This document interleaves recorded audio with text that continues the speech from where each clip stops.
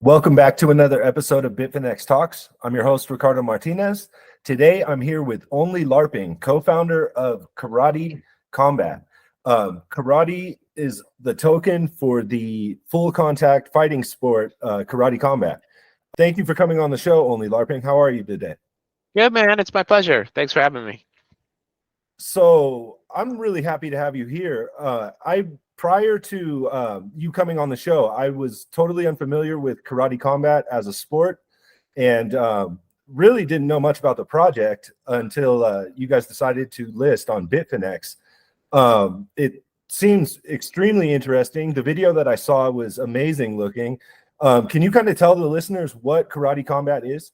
Yeah. I mean, to back up the token that y'all listed, it's the first token to truly govern and gamify a real world professional sports league, and that sports league is Karate Combat. Karate Combat is a full contact fighting league that one of my best friends and I co-founded. We built it from the ground up to appeal to the next generation of sports fans. Younger people watch sports super differently. They're like watching on their phone, many of them just watching highlights on social media. And across that very vector, we designed it to appeal to them. So the sport has a truly cross-platform distribution. We've got great televised distribution around the world, including Eurosport, Combate in Brazil, Match TV in Russia, in the US, CBS Sports and ESPN Deportes, BN Sports in Asia. But at the exact same time it's on TV, we show it for free on the internet everywhere. Our own site, karate.com, also YouTube, TikTok, Twitter, Facebook, Kick. We think that's really important to reach younger audiences. Then the rule set, the format itself, it's super fast-paced and entertaining. So it's called Karate Combat, and we built it on the karate brand and lore. We own karate.com. We have some of the best karate fighters of all time, but we really designed the sport from the ground up to be entertaining and really fast-paced. The end product, it ends up looking a lot like the UFC without wrestling, essentially. Also, the rounds are shorter, the scoring favors aggression, so you get tons of knockouts and TKOs. Really easy to consume and understand, even if you're come to it fresh. The production value, the end product ends up looking like sort of like a real life version of Mortal Kombat. So they're real fights in this crazy fighting pit that we designed. But if you're watching at home, behind the fights, you see this immersive 3D environment rendered in Unreal Engine. So using camera tracking and game engines, we're able to create this virtual background behind the environment. So there's a live crowd there, live fight. But if you're watching at home, it looks like a blend between a real life fight and a video game. And then lastly, we just launched this Web3 platform that we're super excited about. I've been in the Web3 or crypto or blockchain space for almost a decade now. And we came up with this idea that we thought worked perfectly for sports fans. So that's what we built over the last year and a half and just launched. Thank you so much for your detailed answer. As a co-founder of this sport and then also the project, were you like a karate fighter? No. Again, I've been in the crypto space for almost a decade, and I'm not the most athletic person you've ever met. My background's in finance and tech. So I come at it from a different place. Our league president is a world champion karateka. His name's Adam Kovacs. And, we have a world-class fight organization. We've got over 100 full-time athletes on the roster. But I myself do not come from a fight background. One of the more interesting aspects of karate, the token, is the only go up like betting system. Can you kind of talk about how that works and how it plays into interacting with the matches and stuff? Yeah, so this is the entire reason we did all this craziness. To do it all, we decided to go all the way, and we transferred the league to this ownerless foundation and built a DAO and all this craziness. But the reason we did all that is for this game that we've built and branded Up Only Gaming. So you probably know this but when a sports fan has a bet on a sporting event, they engage at like a 10x higher level. It's a completely different experience if you have money riding on something versus a passive fan. You could be screaming at the TV, right? And not even know the names of the teams. And our dream was, imagine if we could get that experience, a little bit of financial upside to every single fight on every single fan, came up with a way to do it using crypto that would be completely impossible without it, and built it. And the end product is Up Only Gaming. And the idea is, in addition to governing the league with the token, you can also vote on which fighters you think are going to win using off-chain signed messages. And if you vote on a winning fighter, you earn a little bit more tokens from token issuance. So it's not regulated gambling. You're not risking losing the tokens you have. But hopefully you have that same excitement that you have when you have a bet on a fight, that if you pick correctly, you earn a little bit of money. So where are, if like nobody's losing, where are these tokens that are being awarded to the people that are participating in these votes? Where are those tokens coming from? From a fundamental perspective, issuance, and this is why it's impossible without crypto. You need to mint your own kind of asset to be able to pull this off. It's fundamentally coming from issuance. Upfront, we've minted a few years of rewards on the balance sheet, on the treasury. But then in the future, if the game works, what we'd expect is for the token holders to vote to continue it, because it's not fundamentally dilutive. The issuance just goes to the existing token holders, but it's intelligently dilutive. So like the people who are active and play the game slowly dilute the people who don't. At the end of the day, in 100 years, the league is controlled by the most active fans, the best fighters. And so like there's not really a fundamental financial reason to stop the game and the issuance around the game, unless consumers just don't like it. With the Up Only Gaming system, it's purely run on smart contracts. Is that correct? That's right. Yeah, it's a smart contract based system. It's not the craziest smart contract based system, although it is cross chain, so that makes it a bit more complicated. Um, and But like we were never going to be content if the same 100,000, 200,000 Web3 obsessive showed up to play the game. So we ended up building a couple different front ends to try and make the UX and the onboarding as smooth as humanly possible. As far as the karate token goes, like aside from using it for Up Only Gaming, what other roles does the token like play within the ecosystem? Yeah, so this is this is something I think people have a hard time really like sinking in. The token really governs the league. So we had previously funded and built the league ourselves with our own money, our own blood, sweat, and tears. And we're in this unique position of a couple friends owning a sports league with backgrounds in crypto and tech. And so we went all the way with it. We set up last year, in the middle of the year, we set up a foundation, and we transferred the entire league to the foundation. So the league is now ownerless, and the foundation has been set up with purposes to promote the sport of karate combat at the will of the community, as best represented by the token holders. So the directors, the trustees in place at these ownerless entities should be listening to the will of the token holders, and essentially the token holders are the ones that govern the direction of the league. That's the primary utility above and beyond playing Up Only Gaming. Also, because the league doesn't have any owners, it can do things like token gated experiences probably 10x better than any sports token or fan token to date, because in essence, the token holders are along with the fighters and the contributors, some of the largest constituents in the league now. And so it makes sense to give token holders access to live events, tickets, at cost merchandise, access to special rooms where you guys see how the sausage is made, honoraries for the largest whales, leaderboards, all this type of stuff to really drive home that emotional connection, that emotional feeling of ownership to the token holders. Really want the token holders to kind of feel like it's their league. No one owns it now, but the token holders have the most control over it. That makes perfect sense.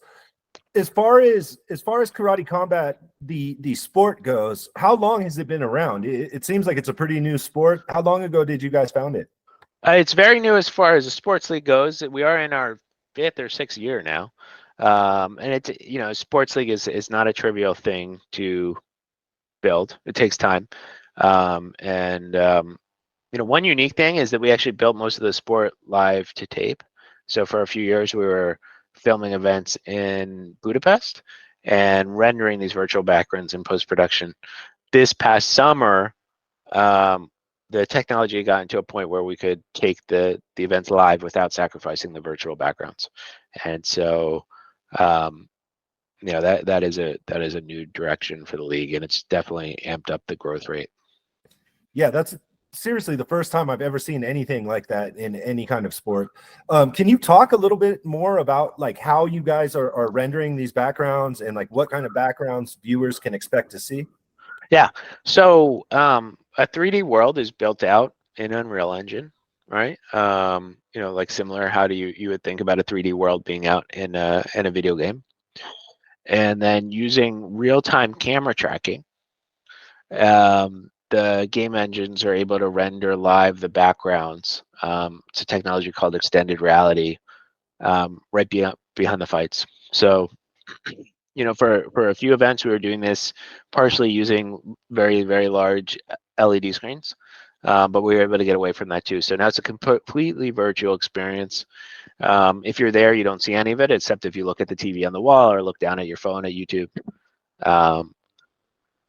We're definitely the first sport to ever do this. It's quite unique, and we found that in terms of backgrounds that you might expect. I mean, I think the whole kind of cyberpunk, Neo Tokyo vibe works really well for what we're doing and our audience. Right now, we just went down to Miami for a few events, and we've got this Neo Miami vibe.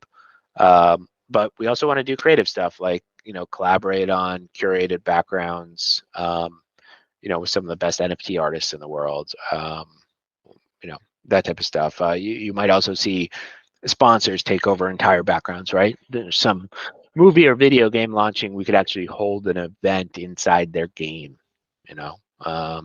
pretty unique. Yeah, that's super cool. Another question that I had was, why did you guys decide to launch on Ethereum as well as Hedera? Yep.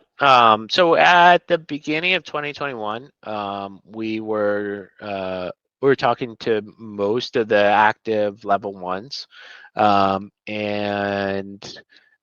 one of the folks at the HBAR Foundation took a really deep interest in the project. He had a ton of really deep background in virtual production and VFX, and he sort of got obsessed with the league from a sports and production perspective. And we hit it off with them and formed a collaboration. They ended up sponsoring the league, but they also permitted the league to simultaneously launch on Ethereum.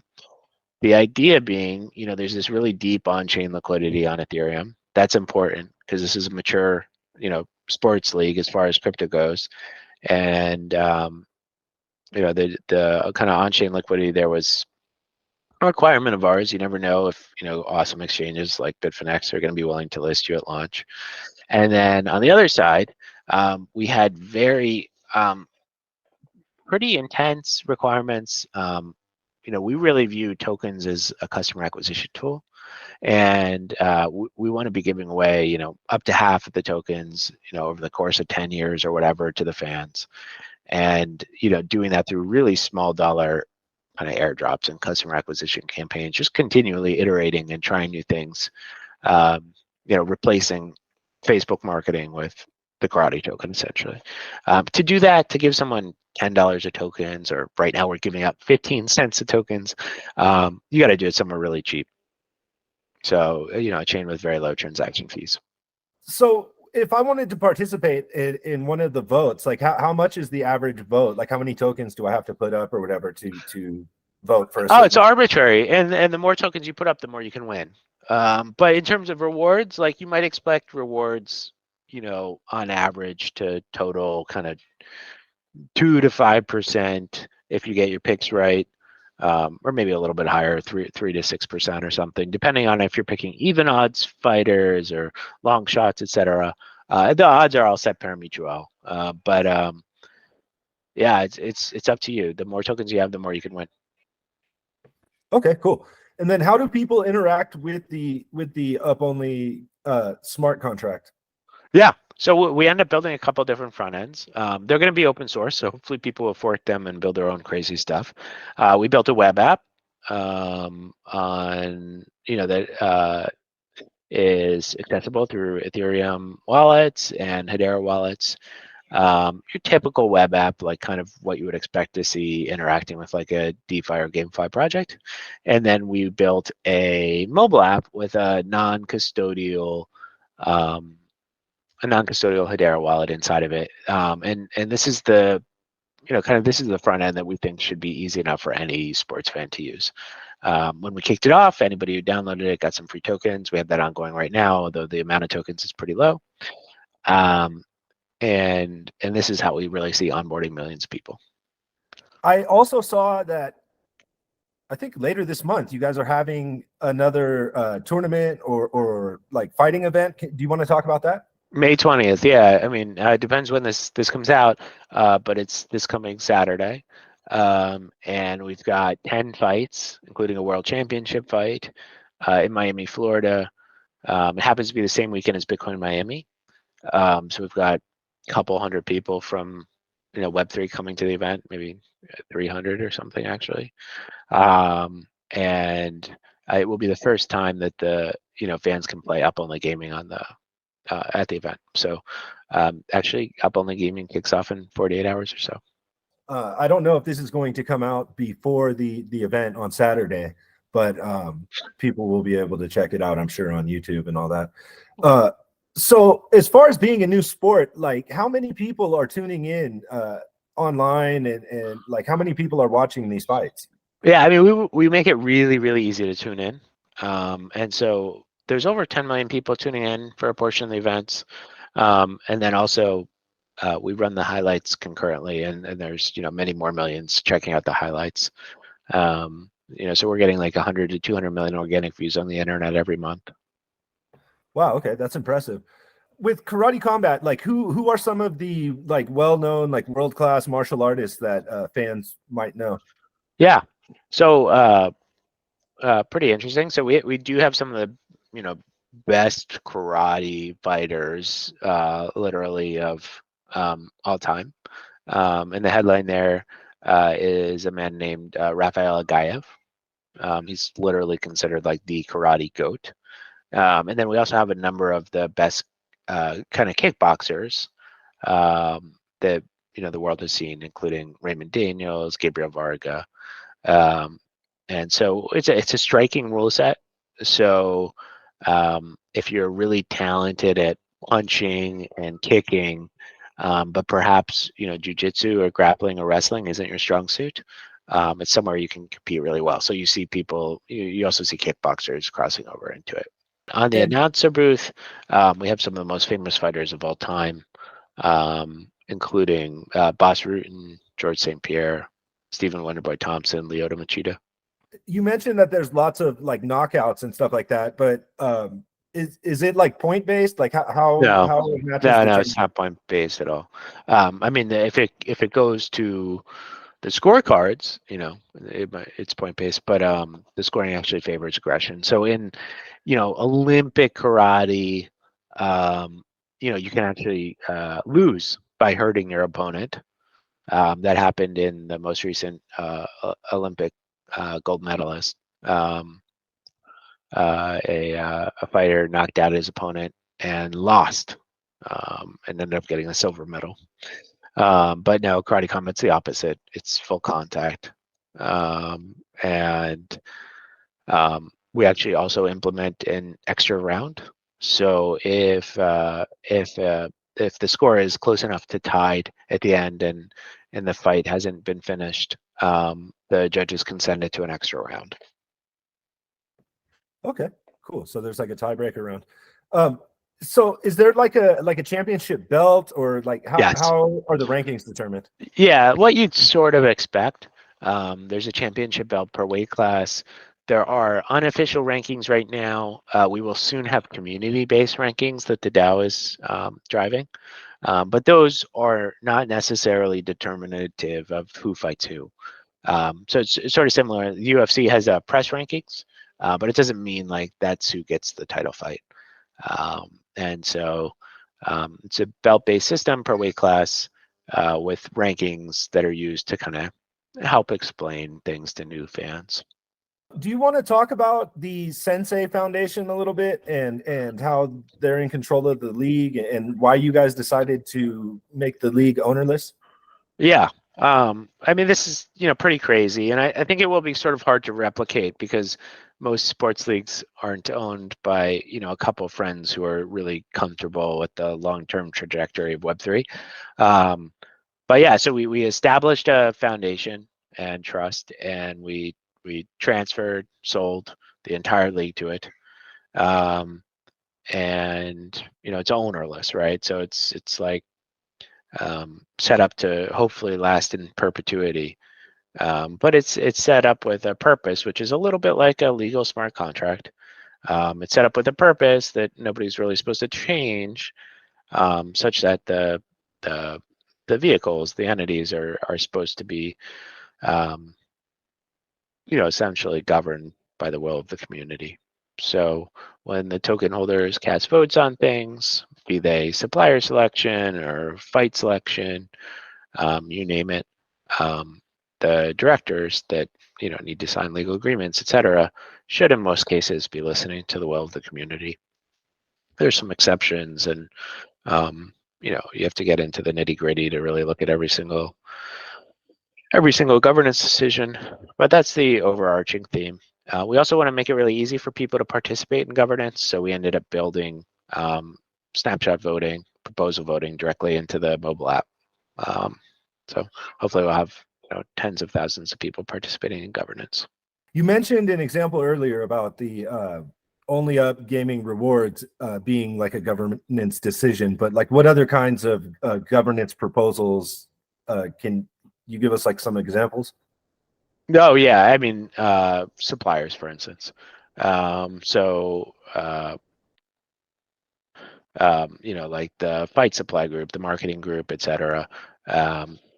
Those are all decisions. I think there's more engaging decisions like Roke is defending his belt. Which one of these three fighters should he fight next, etc.